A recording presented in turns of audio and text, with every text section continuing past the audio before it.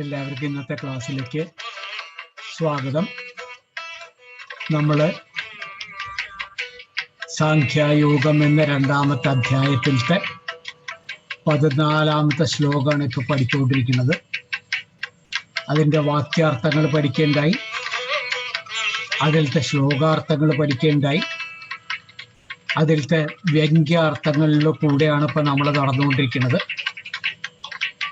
അതിൻ്റെ കൂട്ടത്തിൽ നമ്മളെല്ലാവരും കൂടി ശങ്കരപ്രോക്താചാര്യൻ്റെ മായിട്ടുള്ള ആ വാക്കുകൾ ശ്രദ്ധിക്കേണ്ടായി. അപ്പോൾ 14ാമത്തെ ശ്ലോകം കുറച്ച് കാര്യമായിട്ടുണ്ട് പറയാനുള്ള ശ്ലോകമാണ്. മാത്രാസ്പർശാസ്തു കൗന്ദേയ ശീതോഷ്ണസുഖദുഃഖതാ ആഗമാപായിനോ നിത്യ താം സ്ഥിതിക്ഷസ്വ ഭാരത. അപ്പോൾ ഭഗവാൻ ശ്രീകൃഷ്ണൻ അർജുനനോട് ഒരു പ്രധാനമായിട്ടുള്ള വാക്കാണ് പറയണത്. തിക്ഷസ്വ, തിദിക്ഷു. ഈ വാക്ക് വളരെ വളരെ അർത്ഥമുള്ളതായിട്ടുള്ളൊരു വാക്കാണ്. അപ്പൊ ഇതില് അർജുനനോട് കുറെ കാര്യങ്ങൾ പറഞ്ഞു കൊടുക്കണം. നീ എങ്ങനെ ക്ഷമയോട് കൂടിയിട്ട് ഇത് സ്വീകരിക്കും. അതിൽ പറയണ്ടായി, സുഖമുണ്ടാവും, ദുഃഖമുണ്ടാവും, ചൂടുണ്ടാവും, തണുപ്പുണ്ടാവും. എന്നാൽ എല്ലാം തന്നെ വളരെ ക്ഷമയോട് കൂടിയിട്ട് സ്വീകരിക്കണം. അതൊക്കെ നമ്മൾ സഹിച്ചേ പറ്റുള്ളൂ എന്നുള്ളത്. അതായത് നിത്യസ്ഥാം സ്ഥിതിക്ഷസ്വ, നിത്യസ്ഥം ക്ഷിതിക്ഷസ്വ. അപ്പോ അതൊക്കെ എങ്ങനെയാണ് ചെയ്യേണ്ടത്? ചുരുക്കത്തിൽ പറഞ്ഞാൽ ഇവിടെ ക്ഷമയുടെ ആവശ്യം എന്താണ്, ക്ഷമ ഉപയോഗിക്കേണ്ട ആവശ്യം എന്താണ്, പ്രത്യേകിച്ച് ഇങ്ങനെ ഒരു പരിതസ്ഥിതിയിൽ വന്ന് നിൽക്കുമ്പോൾ, ഒരു യുദ്ധത്തിൻ്റെ നടുക്ക് വന്ന് നിൽക്കുമ്പോൾ പെട്ടെന്ന് മനോക്ഷോഭങ്ങൾ ഉണ്ടായി വരരുത്. ആ മനോക്ഷോഭത്തിൽ നിന്നൊക്കെ നിനക്ക് അത് സഹിക്കാനുള്ള ഒരു കഴിവ് വരണം എന്ന് ഭഗവാൻ ഇവിടെ പറയുന്നു. അങ്ങനെയുള്ള പലതരത്തിലുള്ള ദുഃഖസുഖങ്ങളെയൊക്കെ സഹിക്കാനുള്ള കഴിവിനെയാണ് നമ്മൾ തിദിക്ഷ എന്ന് പറയുന്നത് എന്ന് നമ്മൾ നോക്കി. ദുഃഖം വരുമ്പോൾ അങ്ങനെ കരയാതെ, അതിനെ പറ്റിയിട്ട് വീണ്ടും ദുഃഖിക്കാതെ. ചിലരെങ്ങനെയാണ് ദുഃഖത്തെ പറ്റി ദുഃഖിച്ചുകൊണ്ടിരിക്കുന്നു, സുഖത്തെ പറ്റിയിട്ട് ഇങ്ങനെ ആലോചിച്ചുകൊണ്ടിരിക്കും. അതുപോലെ ദുഃഖത്തെ പറ്റി കൂടുതൽ ദുഃഖിച്ചുകൊണ്ടിരിക്കും. അയ്യോ എനിക്ക് ഇങ്ങനെയായാലും, എന്താ എനിക്ക് മാത്രം ഭഗവാൻ ഇങ്ങനെ ആക്കണത്. ഭഗവാനോടും ദുഃഖം, സാഹചര്യങ്ങളോടും ദുഃഖം, പരിതസ്ഥിതിയോടും ദുഃഖം, വീട്ടിലുള്ള എല്ലാവരോടും ദുഃഖം. പിന്നെ അവരുടെ മനസ്സ് എങ്ങനെയാ ശരിയാവുക? ആ ദുഃഖങ്ങൾ വരുമ്പോൾ ആ ദുഃഖങ്ങൾ സഹിക്കാനുള്ള ഒരു കഴിവുണ്ടാക്കണതാണ് നമ്മൾ ഈ പറയണ മാതിരി തിദിക്ഷ അല്ലെങ്കിൽ ക്ഷമ എന്ന് പറയുന്നത്. അതും ഈ ക്ഷമയൊക്കെ സ്വീകരിക്കുമ്പോൾ മനസ്സിൽ പോലും നമ്മൾക്ക് ഈ ദുഃഖത്തിനെ പറ്റിയിട്ട് ചിന്ത പാടില്ല. ചിലക്ക് എങ്ങനെ വെച്ചാൽ ദുഃഖം വന്നു കഴിഞ്ഞാൽ ഉടനെ അതിനെതിരായിട്ട് അത് വരുത്തി വെച്ചവരെ പറ്റിയിട്ട് ഒരു പ്രതികാര ചിന്തയുടെ മനസ്സിൽ വരും. അവൻ എന്തായാലും എനിക്ക് ഇങ്ങനെ ഒരു ദുഃഖം വരുത്തി വെച്ചില്ലേ, അപ്പൊ അതിന് ഞാൻ ശരിയാക്കി കൊടുക്കും എന്നുള്ളൊരു ഇത്. അതിന് പകരം മനസ്സിൽ പോലും അങ്ങനെയുള്ള ചിന്തകൾ ഒഴിവാക്കി, നമ്മളിപ്പോ ഈ പറയണത് പുറമെയുള്ള കാര്യങ്ങൾ മാത്രമല്ല, നമ്മുടെ ജീവിതത്തിന്റെ കാര്യം മാത്രമല്ല, ഇതേ ശക്തി തന്നെ നമ്മുടെ മനസ്സിന് ആധ്യാത്മിക രംഗത്തും ആവശ്യമാണ്. അതിന് കാരണം എന്ന് വെച്ചാൽ മിക്കവാറും ഈ ദുഃഖത്തിന് കാരണം എന്താണെന്ന് വെച്ച് കഴിഞ്ഞാല് ആ ദുഃഖം കൊണ്ടാണ് നമ്മുടെ മനസ്സിൽ അനാവശ്യമായിട്ടുള്ള ചിന്തകൾ വന്ന് കയറുന്നത്. അപ്പൊ ഈ ദുഃഖം വന്നു കഴിഞ്ഞാൽ ഉടനെ ചോദ്യങ്ങളാണ്, അത് എന്തുകൊണ്ട് ദുഃഖം വന്നു, അതിന്റെ മൂലം എന്തായിരിക്കും. അത് നമ്മൾ ചിന്തിക്കാതെ വേഗത്തിൽ എടുത്ത് ചാടിക്കഴിഞ്ഞാൽ എപ്പോഴും ഒരു തെറ്റിദ്ധാരണയായിട്ട് വരാം. ഇവിടെ ഭഗവാൻ അർജുനനോട് പ്രത്യേകമായിട്ട് പറയണു, നീ തെറ്റിദ്ധരിച്ചിട്ടുള്ളതാണ്. എന്താണ് തെറ്റിദ്ധരിച്ചിട്ടുള്ളത്? ഈ നിന്റെ മുമ്പിൽ നിൽക്കുന്ന ആചാര്യന്മാരെ ഒക്കെ നീ കൊല്ലുകയാണ് എന്നുള്ളൊരു തെറ്റിദ്ധാരണയാണ്. അങ്ങനെയുള്ള തെറ്റിദ്ധാരണകളുടെ അതിന്റെ വിഷമങ്ങൾ നിന്റെ മനസ്സിൽ ഉണ്ടാക്കിയിട്ടുള്ളത് നിന്റെ ചിന്തകൾ കൊണ്ട് മാത്രമാണ്. അത്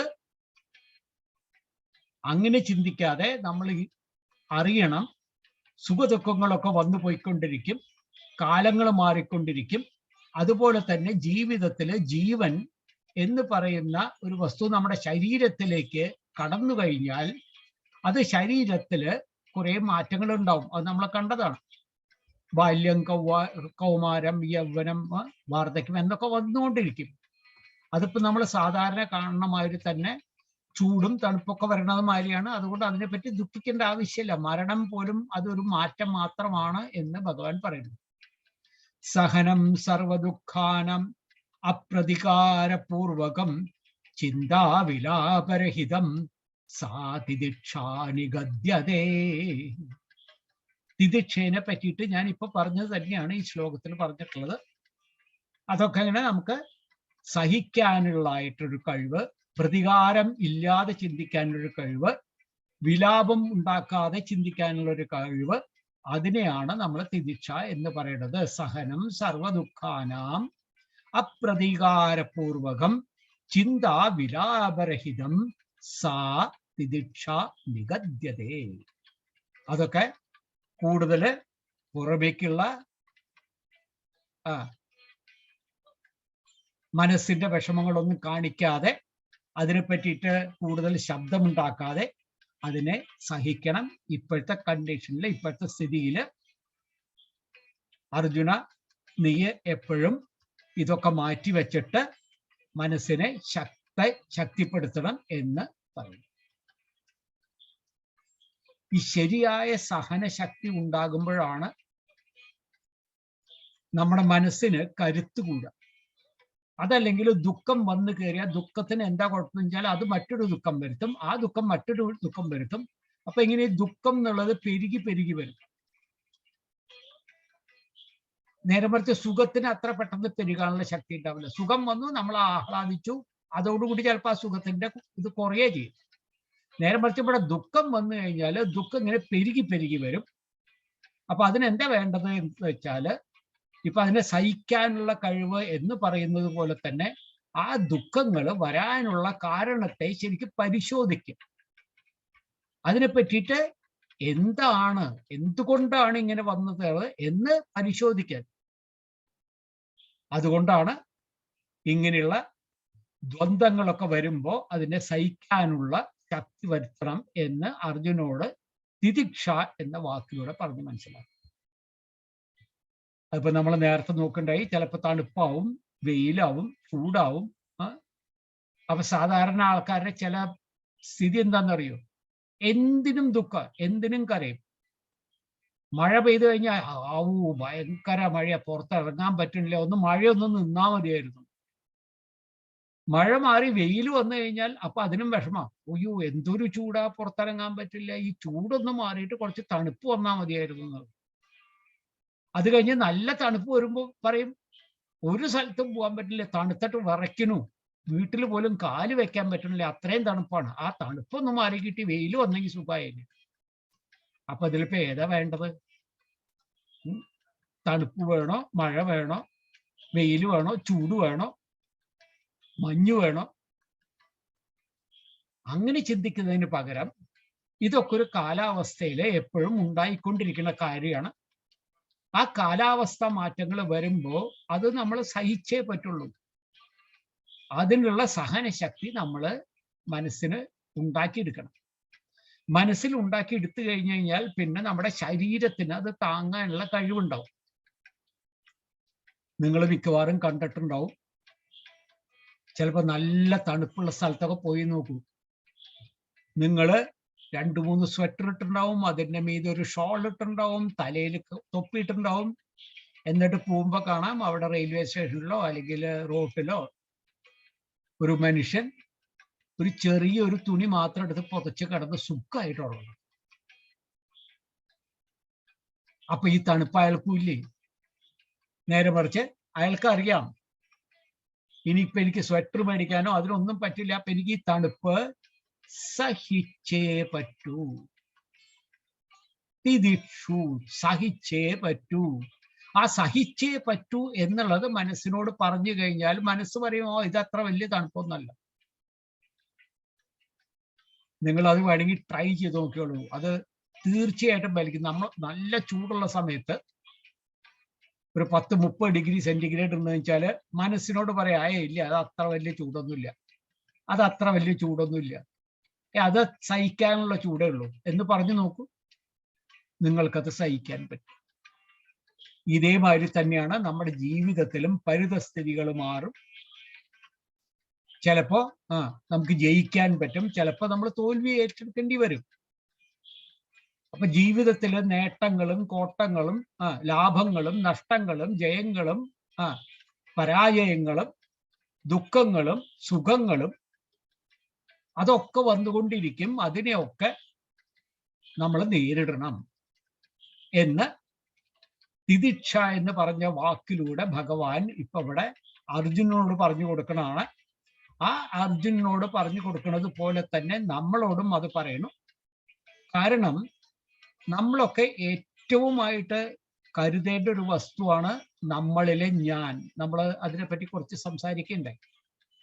ആ ശരീരാത്മാഭിമാനമുള്ള ആത്മാവ് എന്ന ഞാൻ ഈ പുറത്തു വരുന്ന ഈ സ്ഥിതികളൊക്കെ കണ്ടിട്ട് ഒരു വികാരവും പ്രകടിക്കുന്നില്ല. ആത്മാവ് എന്ന ഞാൻ കരയണില്ല, ചിരിക്കണില്ല, കാര്യമായിട്ട് അതിനെ പറ്റിയിട്ട് ചിന്തിക്കണില്ല. അത് വരും, അത് പോകും. നിത്യവും അനിത്യവുമായിട്ടുള്ള എന്തൊക്കെയാണുള്ള തിരിച്ചറിയാനുള്ള ആ വിവേകം നമുക്ക് നമ്മുടെ ആത്മാവിന് ഉണ്ടാക്കി കൊടുക്കും. ഏതാണ് എന്തൊക്കെയാണ് വരിക പോവുക, എന്തൊക്കെയാണ് സ്ഥിരമായിട്ടിരിക്കുക, അത് ഒരു പരിതസ്ഥിതിയുടെ ഒരു സൈക്കിൾ മാതിരിയാണ്. അതങ്ങനെ വന്നു പോയിക്കൊണ്ടിരിക്കും. അത് മനസ്സിലാവുമ്പോഴാണ് തത്വബോധം ഉദിക്കുന്നത് എന്ന് ശങ്കരാചാര്യർ പറയുന്നു. അപ്പൊ അതുകൊണ്ട് നമ്മൾ എന്താ അതൊന്നും കുറച്ചുകൂടി വിട്ട് ചിന്തിച്ചു നോക്കിയാല്, നമ്മുടെ ആത്മാവിനെ പറ്റി ചിന്തിച്ചു നോക്കിയാല്, ആ ആത്മാവ് എന്ന് പറയുന്ന ജീവൻ, ആ ജീവനും ഈശ്വരനും തമ്മിൽ വലിയ വ്യത്യാസമൊന്നുമില്ല. അഹം ബ്രഹ്മാസ്മി. നമ്മുടെ അകത്ത് തന്നെയാണ്, നമ്മുടെ ജീവനായി തന്നെയാണ്, നമ്മളെ എപ്പോഴും നോക്കിക്കൊണ്ടിരിക്കുന്നതാണ് ആ ഈശ്വരൻ തന്നെയാണ് ജീവൻ. അവിടെ ഒരു ഭേദചിന്ത പാടില്ല എന്ന് ആചാര്യന്മാര് പറയുന്നു. ഇപ്പൊ ഇവിടെ അവരെക്കാൾ വലിയ ആചാര്യനായ ഭഗവാൻ ശ്രീകൃഷ്ണൻ പറയും. അതിൻ്റെ അവിടെ നേരത്തെ പറഞ്ഞിട്ടുണ്ട് മരണത്തെ പറ്റി പറഞ്ഞത്. അത് എന്താണ്? അത് നമ്മുടെ ശരീരത്തിന് മാത്രമേ ബാധിക്കുള്ളൂ. ആത്മാവ് എന്ന് പറയുന്നത് സ്ഥൂല സൂക്ഷ്മ കാരണ ശരീരത്തിൽ നിന്നൊക്കെ സെപ്പറേറ്റ് ആയിട്ട് നിൽക്കുകയാണ്, ഭിന്നമായിട്ട് നിൽക്കുകയാണ്. എന്നാലോ അതേ സമയം തന്നെ നമ്മുടെ ഓരോ കോശങ്ങളിലും ആ ആത്മാവ് എന്ന ജീവൻ എന്ന ഞാൻ പ്രവർത്തിച്ചു കൊണ്ടേയിരിക്കും. അന്നമയ കോശമോ പ്രാണമയ കോശമോ മനോമയ കോശമോ വിജ്ഞാനമയ കോശമോ അതിൽ നിന്നൊക്കെ ഉയർന്ന് ആനന്ദമയമായിട്ടുള്ള കോശങ്ങളാണെങ്കിൽ പോലും എല്ലാ ഭാഗത്തും ഭഗവാനിന്റെ ആ പ്രവൃത്തി കാണാവുന്നതാണ്. അതുകൊണ്ടാണ് നമ്മുടെ മനസ്സിനെ തന്നെ ആ 3 അവസ്ഥകളിലേക്ക് മാറ്റിവെക്കുന്നത്. ജാഗ്രത, സ്വപ്ന, സുഷുപ്തി എന്നൊക്കെ നടന്നുകൊണ്ടിരിക്കുമ്പോഴും അതിനൊക്കെ സാക്ഷിയായിട്ട് തന്നെയാണ് ഈ ഭഗവത് സ്വരൂപം അവിടെ നിലകൊള്ളുന്നത്. എവിടെ നിലകൊള്ളുന്നു? നമ്മുടെ അകത്ത് നിലകൊള്ളുന്നു. ഇങ്ങനെ നിലകൊള്ളുമ്പോഴാണ് ഞാൻ പറയണത് കുറച്ച് തത്വബോധത്തിന്റെ തത്വങ്ങൾ തന്നെയാണ്. ഇങ്ങനെ പറയുന്നതിനെയാണ് ജീവബ്രഹ്മ ഐക്യം എന്ന് പറയുന്നത്. ജീവബ്രഹ്മ ഐക്യം എന്ന് പറയും. അതാണ് ശങ്കരാചാര്യരുടെ തത്വബോധത്തിൽ കൂടെ ആൾക്കാർക്ക് പറഞ്ഞു കൊടുത്തത്. ആ ശങ്കരാചാര്യർക്ക് അതൊക്കെ എവിടെ നിന്ന് കിട്ടി? ഭഗവാൻ കൃഷ്ണൻ പറയുന്ന പോലെ ഭഗവത്ഗീതയിലും രാമായണത്തിലും മഹാഭാരതത്തിലും ഭാഗവതത്തിലും എല്ലാം പറഞ്ഞിട്ടുള്ള കാര്യങ്ങൾ ഏകദേശം ഒന്ന് തന്നെയാണ്. അവരെല്ലാം പറയുന്നത് തന്നെയാണ് ജീവൻ ഈശ്വരനാണ്, ഈശ്വരൻ ജീവനാണ്, ആത്മാവ് ഈശ്വരനാണ്, ആത്മാവ് ജീവനാണ്. ആ ആത്മാവിനെയാണ് നമ്മൾ ശക്തിപ്പെടുത്തുന്നത്. അതിനൊരു ഉപകരണമായിട്ടാണ് നമ്മുടെ ശരീരം നിലകൊള്ളുന്നത്. വാസുദേവേന്ദ്രയോഗീന്ദ്രം നത്വാ ജ്ഞാനപ്രദം ഗുരും മുമുക്ഷാണാം ഹിതാർത്ഥായ തത്വബോധോഭിധീയത്തെ. അങ്ങനെയുള്ള ഈശ്വരനെ, അങ്ങനെയുള്ള ഗുരുവിനെ ശങ്കരാചാര്യര്, ആചാര്യനായിട്ടുള്ള ശങ്കരാചാര്യരുടെ ആചാര്യനെ നമിക്കുന്നു. അതുപോലെ തന്നെ ഭഗവാൻ ശ്രീകൃഷ്ണൻ എന്ന ഗുരുവിനെയും നമിക്കുന്നു. അതാണ് തത്വബോധം വിധീയതേ എന്ന് പറയുന്നത്. ഈശ്വരനെ അറിയണം. ഈശ്വരൻ നമ്മുടെ പഞ്ചഭൂതങ്ങളിൽ എങ്ങനെയാണ് നിലകൊള്ളുന്നത് എന്നറിയണം. ആ പഞ്ചഭൂതങ്ങളിൽ നിന്ന് നമ്മളുടെ മനോബുദ്ധിയിലേക്ക്, ചിത്തത്തിലേക്ക്, അന്തരകരണങ്ങളിലേക്ക്, ഇതൊക്കെ ഭഗവാൻ ഉണ്ടാക്കിയതാണ് എന്ന് ഓർമ്മിക്കണം. സൃഷ്ടി സമയത്ത് സമഷ്ടി സാത്വികാംശം കൊണ്ടാണ് ഈ മനോബുദ്ധി, ചിത്ത, അന്ധകരണമൊക്കെ ഉണ്ടാക്കിയിട്ടുള്ളത്. അത് ശരിക്കായിട്ട് വരാൻ വേണ്ടിയിട്ടാണ് നമ്മുടെ പഞ്ചഭൂതങ്ങളിൽ നിന്ന് ജ്ഞാനേന്ദ്രിയങ്ങള്, കർമ്മേന്ദ്രിയങ്ങള് എന്നൊക്കെ ഉണ്ടാക്കിയിട്ടുള്ളത്. അതൊക്കെ നമ്മൾ ഓർമ്മ വരണം. ഇതിലെല്ലാത്തിലും ഭഗവാന്റെ ഒരു ഭാഗം ഉണ്ടാവും. ഈ പറയുന്ന ഭഗവാൻ ഒരിക്കലും ഈ ഇടയ്ക്ക് വന്നു പോയിക്കൊണ്ടിരിക്കുന്ന കാര്യങ്ങളോ നിത്യമായിട്ടിരിക്കുന്ന കാര്യങ്ങളിലോ ഇതിലൊന്നും അല്ല നമ്മൾ ശ്രദ്ധ വരുത്തേണ്ടത്. ഞാൻ എപ്പോഴും പരിപൂർണത നേടാൻ വേണ്ടി ഭഗവാന്റെ ഇതില് ശ്രദ്ധിക്കണം എന്ന് പറയും. അപ്പൊ അങ്ങനെയുള്ള കാര്യങ്ങളിലാണ് ഇപ്പോ ഭഗവാൻ എന്താ പറയുക, അർജുനനോട് പറഞ്ഞുകൊണ്ടിരിക്കുന്നത്.